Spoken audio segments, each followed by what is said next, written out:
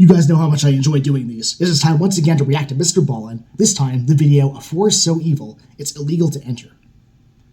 If that's not an interesting title, I don't know what is. I can't wait to see what it's all about.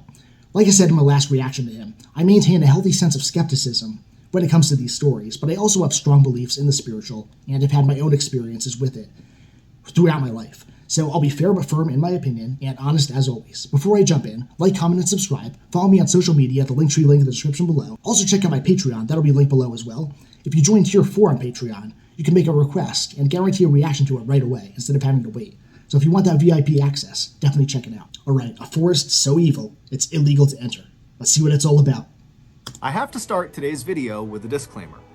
Don't go to Dudleytown, Connecticut. This is not a prank, it's not a stunt, it's not clickbait, it's the truth. I'm confident that at the end of this video, there are gonna be people that want to go. Don't do it. Yeah, I'm sure. One, it's illegal to go to Dudleytown, it's private property. And two, as you'll see in today's video, there is a reason why people abandoned Dudleytown. It is not a safe place for people. But before we get into the story about Dudleytown, if you're a fan of the strange, dark, and mysterious delivered in story format, then you've come to the right place, because that's all we do, and we upload once a week. So, if that's of interest to you, the next time the like button is playing an intense game of online FIFA, wait until they get the lead and then unplug their Wi-Fi. Also, please subscribe to our channel and turn on all notifications so you don't miss any of our weekly uploads. Okay, let's get into today's story. This intro always gets me psyched.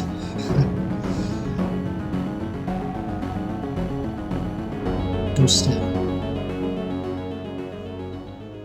It was a bright summer day in 1906, and Dr. William C. Clark and his wife Harriet were driving slowly through a beautiful part of northwestern Connecticut called Litchfield County. Litchfield is a rural, very hilly area with lots of winding country roads, and the Clarks were there to try to scout out an area to build their second home. The couple lived full-time in New York City, where Dr. Clark was an oncologist, which is a cancer doctor, and he was also a professor at the Columbia College of Physicians and Surgeons. And while the Clarks' lives were very exciting and fulfilling in the city, they were also very hectic and chaotic, and so the reason they had settled on Litchfield as the place to look for a location for their second home is because it was the total opposite of the city. It was quiet, it was peaceful, it was perfect. And so as this couple from New York City drove along these winding backcountry roads, they eventually reached this beautiful covered wooden bridge, and after they drove across it, they got this view up onto this mountainside off to their right, and high up on this mountain was this huge, shaded, beautiful forest. And they saw there was a road that appeared to kind of spider off and go into these woods. Now, the couple had no idea what was up there, but it was just so beautiful, and they were immediately so drawn to it that they decided they would go check it out and see if maybe there was a spot for their second home in these woods. And so Dr. Clark took the car and he went up this access road, and very quickly, as they began climbing up this hillside, the road became very bumpy and overgrown. So imagine being able to just like pick a piece of land and just decide, I want to build my home here. That's pretty cool, you know? Yeah, I mean, of course, the amount of money it takes, the investment of money and time it takes, but still, it's a cool idea. Just a thought. It was pretty obvious that not many cars were driving into these woods, and so before they even reached the tree line, Dr. Clark had to pull the car over and park it on the side of the road, and then he and Harriet got out, and then on foot, they continued up towards the forest. And once the couple actually entered the forest, immediately the sunlight faded because the canopy over their heads was so thick, and the air became cool and refreshing. And after walking for only a couple of minutes, the forest, which at first seemed very still and quiet, suddenly became alive. They could hear birds chirping and animals running around and insects buzzing, and then up ahead they saw there was this field off to the side of the road that was full of all these wild apple trees growing in all different directions. I'm going hiking on Monday. They saw getting there me was excited just for a it. deer right in the middle of the apple trees eating apples directly off the branches. And then just past all these apple trees, the couple began passing these huge, beautiful patches hedges of roses and lilacs and bright yellow bitter tansy flowers that lined the road. And I then love before nature. long, the couple was stepping over these babbling brooks, and off in the distance, they could hear the sound of running water like fresh spring water coming down off the mountain. And then, as the sun did begin to poke through the canopy above them, it almost looked like the forest was sparkling, literally. This forest was sitting on a hillside, and the hillside, which was made up of rock, had mica inside of it. And mica is a kind of mineral that when sunlight hits it, it almost looks like it's shimmering. And of course, there were the owls. As Dr. Clark and his wife walked farther and farther into this beautiful forest, they heard more and more owls hooting off in the distance. And to the Clarks, this made the forest feel enchanted. It was like the owls were personally greeting them. By the time the couple had turned around and begun heading back to their car, they had already made up their mind that they were going to build their second home in that forest. And so, after returning to their home in New York, they promptly put in the paperwork to purchase 1,000 acres inside of that Connecticut forest. And that forest had a name. It was called Dark Entry, and it was named that because it looked like from the outside, the forest was basically dark all the time. There was shade cast on it from mountains nearby, and then also the canopy inside of Dark Entry is exceptionally thick. At one time, there actually had been a town inside of Dark Entry Forest. However, all the people who had lived in that town were now all gone. The only remnants of this town were a couple of crumbling stone walls and a couple of home foundations that were scattered about the Dark Entry forest floor. The Clarks had seen some of these ruins as they walked along this overgrown path through the forest, but they weren't concerned. Instead, they felt like these ruins actually added some charm to the forest. After the land purchase was finalized, Dr. Clark began looking for local builders in Connecticut who could help him build this second home inside of Dark Entry Forest. So I'm wondering, like, is this going to be about a village or a group of people that used to live here, like in a much older time, and they abandoned this spot because there's something wrong with it, or there was like a killing that happened there or something like that, or like a plague? This could go in several different directions, but I have some ideas.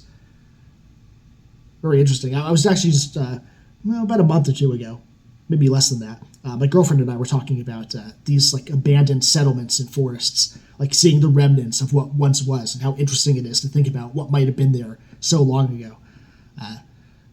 Yeah, it's fascinating stuff. But no matter how much money he offered these local Connecticut builders, they all said no. Now, none of them gave a straight answer to Dr. Clark about why they were turning him down. So Dr. Clark just kind of assumed that, hey, this project is not huge. It's just one house. And the forest is pretty isolated and hard to get to. And so he thought, probably these builders think it's not worth the effort. But Dr. Clark was not discouraged. He decided he would just build the house himself. After all, he was a very handy, competent guy who had grown up on a farm in New Jersey, and so he knew how to build things. And so, for the next several months, Dr. Clark would travel from New York City to Dark Entry Forest every weekend, and he would build this home. First, he cut down this massive swath of hemlock trees on this one flat patch of his land, and then with all this lumber he had cut down, he built his rustic two-story cabin on this flat part of his land. And then nearby on this hilltop, there was a freshwater spring at the top, and so he laid piping from the spring into his cabin so they could have fresh water. And then at the bottom of this nearby hill was this brook, and Dr. Clark loved just standing and watching this brook because inside of it were all these trout that would dart all around. And so Dr. Clark built a swimming pool with beautiful mossy embankments right up against this brook so he could sit there and watch the fish. By Thanksgiving of that year, the cabin was done, and so Dr. Clark and his wife Harriet, they stayed at the cabin to celebrate the holiday. And as they were sitting in their swimming pool watching the trout and listening to the owls hoot off in the distance, they both agreed that this second home was like their little piece of heaven. So every summer from there on out, and every major holiday that they could manage it, the Clarks would travel to their home in Dark Entry Forest, and they would swim and hike and relax, and they'd watch the leaves on the mountainside turn from green to bright yellows and oranges and reds. It was perfect. That is, until 1918. That summer, the couple was in their second home in the forest when Dr. Clark was suddenly called back to New York to attend to a medical emergency. Harriet was very upset at the prospect of suddenly being left alone in this cabin in the middle of the forest by herself for who knows how many days. And so when she dropped her husband off at the nearby train platform, she made him promise that he would come back soon, and he said he would. And then Dr. Clark got on the train, it took off, and Harriet just stood there with her arms crossed, watching it as it chugged along off into the distance. It's very interesting how, in certain lights and certain circumstances, being isolated in the woods by yourself can be like a very pleasant, peaceful thing. But in the wrong circumstances, if you're in the wrong kind of headspace, it can also be a very unpleasant idea. Like if you're just feeling like in a dark mood, or you're just feeling like something spiritually dark, then that's a context within which you don't want to really be alone in a cabin in the woods, I suppose. So it's just interesting how it can just make you feel two completely different ways. Let's keep going. From his comfortable seat on that train, Dr. Clark had no idea that his wife was about to endure a nightmare while he was gone.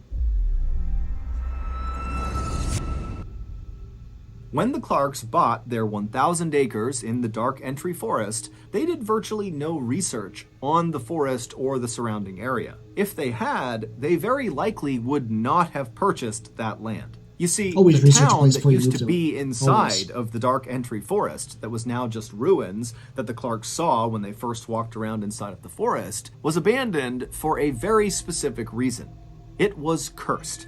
At least that's what the locals say. And in fact, that was the reason why no builders in the area were willing to go with Dr. Clark into the forest to go build his house, because they were too scared to go anywhere near the ruins of this cursed town. This town, which was known as Dudleytown, was first settled sometime in the 1740s. At first, it was just a couple of people and a couple of small structures, but pretty quickly, 30 families had moved in, and it was a thriving little town. But as the 1700s came to a close, terrible things began to happen to residents of this town. First, there was the Carter family.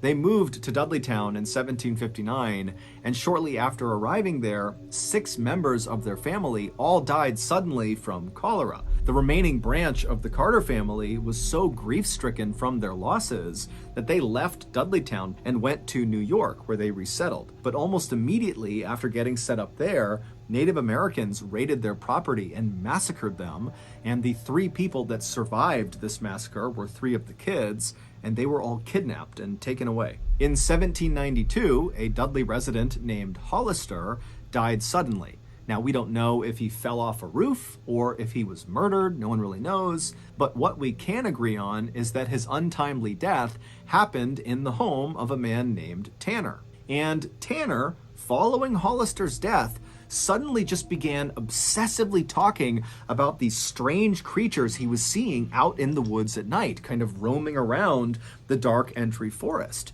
And he talked about it all the time, and nobody listened to him. And eventually, Tanner went insane, and his daughter had to care for him for the rest of his life. And I don't know that I necessarily believe that bit about strange creatures. I don't know what that's about yet, anyway. But I do definitely believe in curses. Now, do I think this was some kind of curse? Well, I don't have enough information yet. We're not done with the story, but sometimes people also let just a series of bad circumstances get the better of their imagination. And that's maybe what this could be. Maybe. I don't know, but people sometimes make self-fulfilling prophecies when they get so worked up over something. The more you're stressed about something, I believe in the law of attraction. If you're feeling very negative feelings constantly, you're going to attract negative circumstances. So it could be something like that, but it could also not be. Let's see where this goes. While Tanner was slowly losing his mind, his next-door neighbor, named Abel, also began reporting that he was seeing weird creatures roaming around the tree line all around the town. And as Abel continued to report seeing these strange creatures lurking in the shadows, he too slowly went mad and had to be cared for until his death. In the early 1800s, a famous Revolutionary War hero, General Herman Swift, who lived in Dudleytown, lost his mind shortly after his wife was struck by lightning. And then, in 1813, an unknown epidemic rolled through Dudleytown and killed many of its residents. After that, more and more residents of Dudleytown either died suddenly or died mysteriously, and also more and more residents began coming forward with stories about having seen these strange, shadowy creatures moving around the tree line at night. By about 1900, all the Dudleytown residents had either died or simply just left, abandoning their homes, except for one family, the Brophies. But in quick succession, the Brophy family's sheep all died, then the mother died of tuberculosis, then the two sons were accused of theft in a nearby town, and then they just disappeared, leaving one person, John Brophy, the father. But the Brophy family home burned to the ground, and so John, who was overcome with grief, just wandered off into the forest and was never heard from again. At that point, Dudleytown officially became a ghost town. No one lived there. That is a lot it was of bad. at that I'll point, say that in much. 1906, when Dr. Clark and Harriet had their beautiful summer's day walk through the forest and discovered where they wanted to build their second home.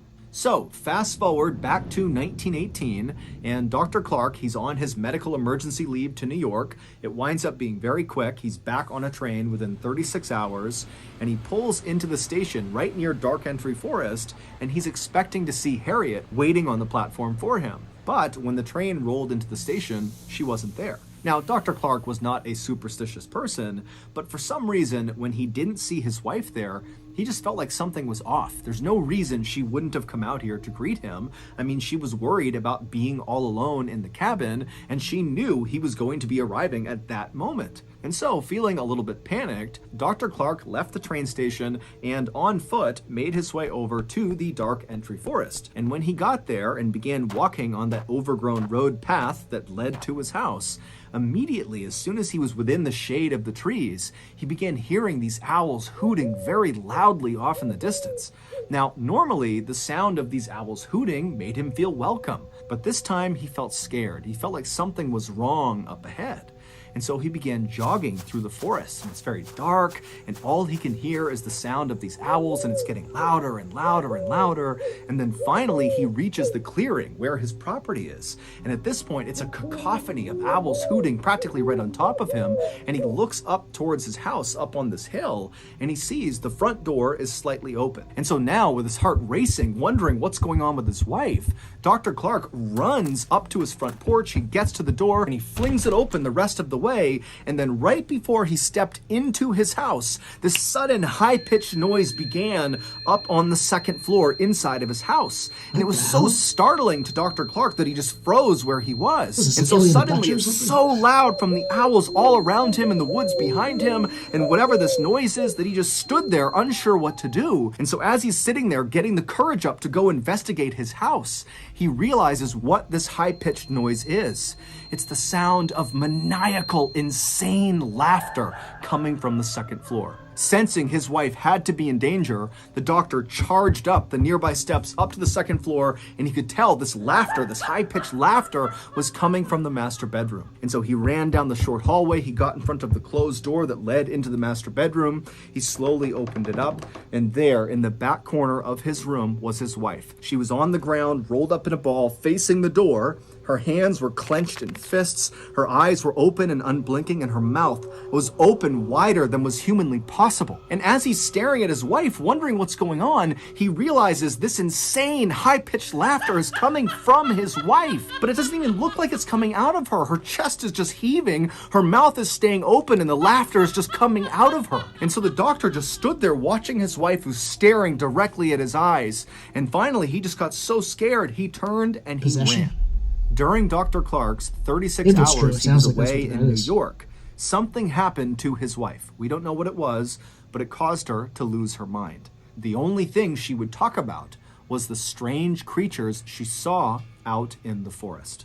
By some accounts, Harriet spent the rest of her life in a mental asylum. By other accounts, she went back with Dr. Clark to New York, where she took her life. Today, Dudleytown is not only still abandoned, but it is also illegal to visit. However, people do still sneak into Dudleytown and walk around the ruins, and many of them have reported feeling these pockets of cold air where there shouldn't be cold air, and also some others have said as they've been walking, they've felt phantom hands slap them and push them. Some have said they've taken photographs inside of the Dark Entry Forest near Dudleytown, and they've captured strange, shadowy figures that they couldn't see with their naked eye. The famous paranormal couple, Ed and Lorraine Warren, shot a special series in the 1970s inside of the Dark Entry Forest, and they declared the area around Dudleytown was demonically possessed. So that's going to do it. If you got something out of this episode and you haven't done this already, the next time the like button is playing an intense game of online FIFA, wait until they take the lead and then unplug the Wi-Fi. Also, please subscribe to our channel and turn on all notifications. Okay, that's what are my thoughts on this one? Yeah, when he started talking about that high-pitched sound, it was a clever way of leading up to the laughter thing, but the way he described it at first, I just thought it was like something like, immediately I had like X-Files imagery going through my head, like that kind of stuff. But yeah, this was an interesting one. Like, in terms of the woman laughing, like, and going, just going mad from whatever she saw or experienced, there is this thing called paradoxical laughter. It can sometimes be what happens in place of a fight or flight response when you're in a state of absolute terror or extreme stress, things like that. So maybe that's what it was. I don't know. And these things are also sometimes exaggerated, right? With the mouth being larger than is humanly possible. Like, there's a version of the telephone game that applies to stories like this, where a story is retold and retold through decades by multiple people, and it gets embellished more and more and more as that happens. I just have a feeling that's maybe what happened with this. But undeniably, there's some grain of truth to some part of this. Like, something clearly happened here that caused this woman to go, crazy. It caused her to have just like a mental break. Maybe someone broke into the home. Maybe she really did experience something very darkly spiritual. Either of those things is probably the most likely explanation. Of course, people who don't believe in the spiritual will just say that, there was something already wrong with her, or there's otherwise like a human, mundane explanation. And those are both possibilities. But, yeah, I mean, it's the same issue as the last Mr. Ballin thing that I checked out, which is that there isn't like a third party to really corroborate the story. And that's kind of what makes me feel really ambivalent. It makes me feel two different ways about this kind of thing. Because there are certainly many, many cases, and most of these are the ones that don't get talked about, that don't get hyped, that don't make headlines, but there are many cases like actual, demonic encounters completely breaking people mentally. There are many cases of cursed land and curses that are generational and just keep affecting more and more people. So I definitely believe in that. And it's thoroughly and strongly possible that this particular Dark Entry Forest is cursed that way. But what I'm saying is that there is just not enough evidence collected to make me feel that I can be able to like really make a firm conclusion on whether or not I believe this. There's a strong possibility that this could be something demonic, but there's also a possibility that there could be a very, material explanation for it. And the third possibility, of course, is that this was just completely embellished to an insane degree, to the point where we don't even know the original bones of the actual events that played out anymore. Because this was in, 1918 this happened? So that was a very long time ago. But nevertheless, I thought it was an interesting story. I think he told it very well. And he was very good at doing the lead-up and very good at... one of Mr. Ballin's talents is that he's very good at building up a lot of anticipation and then kind of paying it off with like a momentary bit of confusion for the viewer. Like, I was a little bit confused at a certain point. And then he pays that off with like the climax of the story, where he actually tells you like the actual events that happened. But he paces the story very well, and he just structures it so well that you're really hanging on to every word and you're really fully absorbed in it. And that was very much the case for this one. So I really thought this was an interesting one. I have to look up more about Dark Entry Forest. Like, that's worth researching. Because there might actually be truth to the curse aspect. But that doesn't also necessarily mean that what happened to this woman had to do with that. It's possible.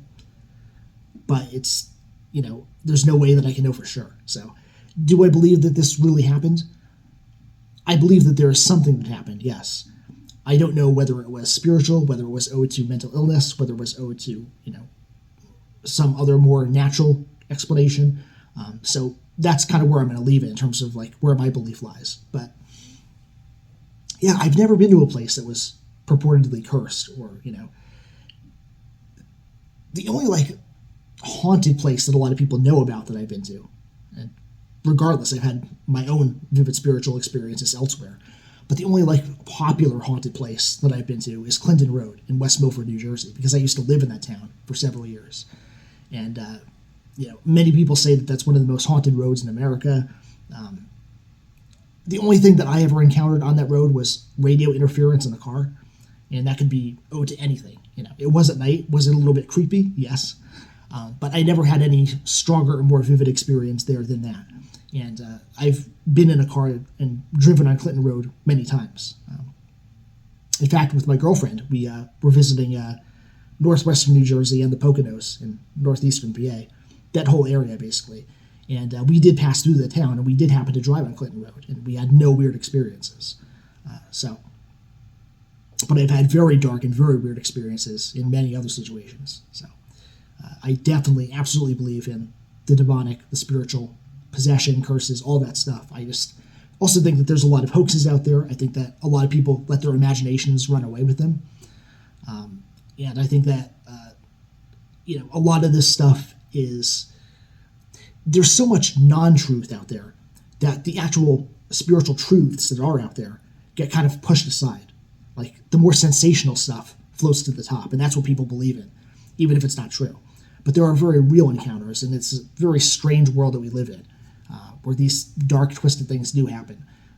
And I genuinely believe that. But it's just that those stories tend to not get talked about as much. So this could be one of those stories. I honestly don't know. But again, regardless, it was very well told, and I definitely enjoyed this video. So that's where I'm going to leave it off on this one. If you enjoyed it, if you made it this far on this video, I really appreciate that. Don't forget to like, comment, and subscribe if you are new. Join the Nuclear family. Much more content on the way, including these types of reactions, music reactions, and more bonus content.